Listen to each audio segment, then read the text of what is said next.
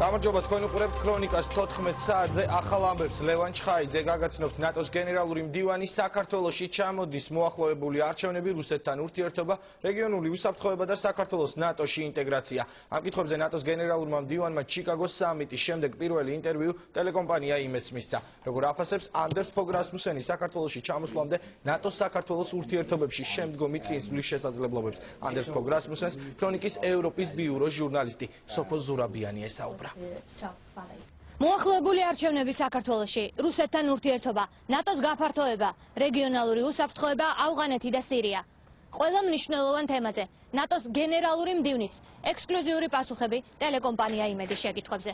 ნახეთ ზუსტად 8 საათზე საღამოს მთავარ გამოშვებაში.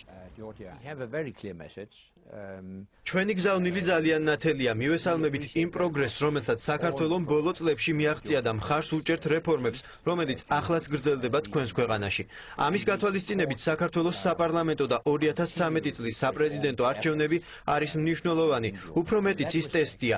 ნატო არის ღირებულებების გაერთიანება, ადამიანის თავისუფლებაზე, დემოკრატიასა და კანონის უზენაესობაზე დამყარებული და ჩვენ გვინდა რომ ეს პრინციპები რეალიზებული იყოს ჩვენს პარტნიორ ქვეყნებში. საქართველოს მიაღწია დიდ პროგრესს და ამიტომ ძალიან მნიშვნელოვანია რომ მოახლოებული არჩევნები იყოს თავისუფალი, სამართლიანი და ყველა კანდიდატისთვის იყოს თანაბარი გარემო.